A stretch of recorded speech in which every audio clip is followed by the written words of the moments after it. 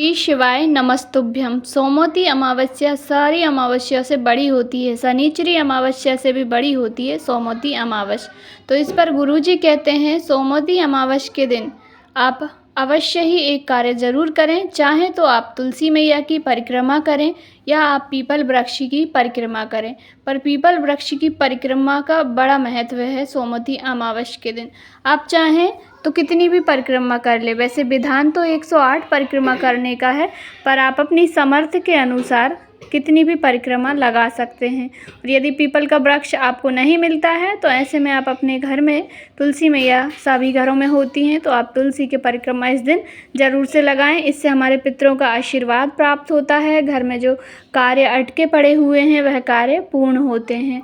सोमवती अमावस्या के दिन हम यदि पीपल की परिक्रमा करते हैं तो इससे अखंड सौभाग्य की प्राप्ति होती है। और यदि कोई अधोगति में चला गया है, कुंवारी अवस्था में चला गया है, जिनका तर्पण नहीं हुआ है, जिन्हें का पिंडदान नहीं हुआ है, तो वह उन्हें मुक्ति प्राप्त हो जाती है। सोमवती अमावस्या के दिन जो हम पीपल वृक्ष की परिक्रमा लगाते हैं या पीपल वृक्ष के नीचे हम थोड़ा सा शक्कर आटा डालते हैं और दान पुण्य करते हैं। इस दिन दान पुण्य का बड़ा महत्व है। पितरों के समक्ष इस दिन दान पुण्य किया जाता है तो हमारे पितृ तृप्त होते हैं और जो अधोगति में चले गए हैं उन्हें मुक्ति मिल जाती है। तो इस दिन आप अधिक से अधिक दान करें और पीपल वृक्ष की, तुलसी महारानी की परिक्रमा जरूर करें। उपाय शुरू करते हैं। तो पहला उपाय, सोमवती अमावस्या के दिन आपको क्या करना है। यदि किसी का विवाह नहीं हो रहा है, विवाह में अड़चनें आ रही हैं मंगल दोष के कारण या कोई भी दोष कुंडली में हो गया है, तो विवाह में अड़चन आ रही है, तो इसके लिए सोमवती अमावस्या के दिन आप एक कार्य जरूर करें। वैसे तो यह प्रतिदिन करना चाहिए, पर सोमवती अमावस्या के दिन विशेषकर करना चाहिए, क्योंकि हमारे पितृ धरती पर आते हैं। तो पितरों को तृप्त करने के लिए आप सुबह जैसे ही उठें, सुबह उठते से ही जो घर में मटका परिंदा रखा होता है पानी पीने का, जहाँ पर भी आप रखते हैं, उसमें से थोड़ा सा पानी लेकर अपने दरवाजे पर ज़रूर छींटना चाहिए। कहते हैं रात्रि में पितृ हमारे दरवाजे पर बैठते हैं और पितरों को यदि हम प्रसन्न कर देते हैं, उनके निमित्त जल डाल देते हैं, जल का सिंचन कर देते हैं, तो पितृ प्रसन्न होते हैं और आशीर्वाद प्रदान करते हैं।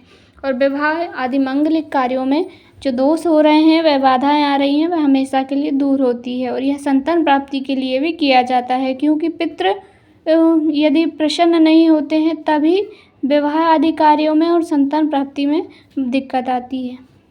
दूसरा उपाय, इस दिन आप सूर्य को जल अवश्य दें। सूर्य को अर्घ्य देने वाले लोटे में थोड़े से काले तिल डालकर यदि आप सूर्य को अर्घ्य देते हैं तो इससे भी पितरों को प्रसन्नता होती है, अर्थात और पितृ दोष स्वतः समाप्त हो जाता है। अगला उपाय, यह उपाय उन लोगों को करना है जिनका कोई भी कार्य होता नहीं है, कोई मनोकामना आपकी पूरी नहीं होती है, तो सोमवती अमावस्या के दिन, क्योंकि यह बहुत बड़ी अमावस्या है, इस पर आप जो उपाय करेंगे वह हमेशा ही सार्थक होंगे। तो इस दिन आपको एक बेलपत्री लेनी है। बेलपत्री की जो बीच वाली पत्ती होती है उस पर 7 चावल के दाने रखने हैं और जहाँ बेलपत्री की तीनों पत्तियाँ मिली हुई हैं, जहाँ पर जुड़ी हुई हैं, उस स्थान पर पीले चंदन की एक बिंदी लगानी है, या अष्टगंध चंदन आता है उसकी भी एक बिंदी लगा सकते हैं। और 7 साबुत चावल के दाने बीच वाली पत्ती पर रखकर भोलेनाथ की शिवलिंग पर समर्पित कर दीजिए। श्री शिवाय नमस्तुभ्यं कहते हुए चढ़ा दीजिए, अपनी कामना कह दीजिए। जब आप चढ़ाएं तब बेलपत्री की डंडी आपके विपरीत, जहां आप बैठे हैं उसके उल्टे भाग में अर्थात विपरीत होनी चाहिए। बस इतना ही करना है। अमावस्या तिथि के दिन जो उपाय यह कोई भी कर लेता है उसके हर कार्य में उन्नति होती है। अगला उपाय, यह उपाय उन लोगों के लिए है जिन्हें पितृ सपने में दिखाई देते हैं। सपने में कोई मरा हुआ व्यक्ति दिखाई देता है तो अमावस्या तिथि के दिन यह उपाय ज़रूर करें। और यह उपाय केवल अमावस्या तिथि पर ही किया जाता है, ऐसा ज़रूरी नहीं कि सोमवती अमावस्या पर ही करें। यह हर प्रकार की हर दिन की जो अमावस्या आती है, कोई से भी दिन पड़े उस दिन भी आप इस उपाय को कर सकते हैं।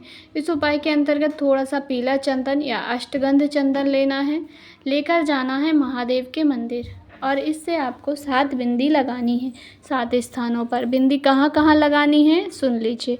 तो पहली बिंदी शिवलिंग के ऊपर लगानी है। इस बार सबसे पहले शिवलिंग के ऊपर पहली बिंदी लगाइए। दूसरी बिंदी शिवलिंग में जहाँ गणेश जी का स्थान होता है राइट भाग में, वहाँ पर लगानी है। तीसरी बिंदी भगवान कार्तिकेय महाराज के स्थान पर लगानी है। चौथी बिंदी माता अशोक सुंदरी के स्थान पर लगानी है। पांचवी बिंदी माता रानी के हस्त कमल पर लगानी है। छठवीं बिंदी शिवलिंग में जहाँ पर जलाधारी ऊपर बंधी होती है, जहाँ पर शिव जी की पांचों पुत्रियाँ जया, विसहरा, साम्रीवारी, द्रौपदी देव पांचों का स्थान है, वहाँ पर लगानी है। यदि शिवलिंग में मंदिर में जलाधारी नहीं है तो छठी बिंदी भी आपको भोलेनाथ की शिवलिंग पर पांचों पुत्रियों का नाम लेकर लगा देनी है। और अंत में सातवीं बिंदी आपको नंदी महाराज के उठे हुए सिंह के ऊपर लगा देनी है। बस इतना ही करना है। यह उपाय जो भी अमावस के दिन करता है उसके पितरों को शांति मिलती है और पितृ सपने में दिखाई नहीं देते हैं। यह पितृ दोष का लिए सबसे अच्छा उपाय है, ज़रूर से ही कीजिएगा। अगला उपाय, यह किसी भी विशेष मनोकामना की पूर्ति के लिए आप सोमवती अमावस के दिन कर सकते हैं। इस उपाय को करने के लिए आपको केवल एक बेलपत्री लेनी है और पंचामृत लेना है। पंचामृत आप मिला लीजिए, दूध, दही, शक्कर, शहद और घी 5 चीज़ों से मिलकर पंचामृत तैयार होता है। पंचामृत को हमेशा स्टील के बर्तन में ही रखना चाहिए, तो आप स्टील के कटोरी, गिलास कुछ में भी रख लीजिए। लेकर आपको जाना है महादेव के मंदिर। थोड़ा सा पंचामृत और 1 लोटा शुद्ध जल और एक बेलपत्री। यदि बेलपत्री आपको नहीं मिले तो आप बाबा की शिवलिंग से उठा लीजिएगा मांग करके, और उपाय शुरू करते हैं। तो आपको एक बेलपत्री बाबा की शिवलिंग के नीचे जो स्थान होता है माता अशोक सुंदरी के स्थान पर चढ़ा दीजिए। पर इस बार डंडी का भाग महादेव की ओर रखना है। हमेशा जब हम बेलपत्री चढ़ाते हैं तो डंडी जलाधारी की ओर होती है, पर इस बार डंडी का भाग महादेव की ओर होना है। बीच वाली पत्ती रहेगी जिधर से जल नीचे जाके गिरता है। चढ़ाने के बाद आपको थोड़ा सा पंचामृत उसी बेलपत्री के ऊपर चढ़ाना है। आधा बचा करके आधा पंचामृत आपको भोलेनाथ की शिवलिंग पे समर्पित करना है। समर्पित करने के बाद आपको जल चढ़ा देना है। बाबा की शिवलिंग पे ही जल चढ़ाना है, बेलपत्री पर नहीं चढ़ाना है। बाबा की शिवलिंग पर पूरा जल श्री शिवाय नमस्तुभ्यम कहते हुए चढ़ा दीजिए। बहता बहता जाएगा तो बेलपत्री के ऊपर से भी निकल के चला जाएगा। बस इतना ही करना है।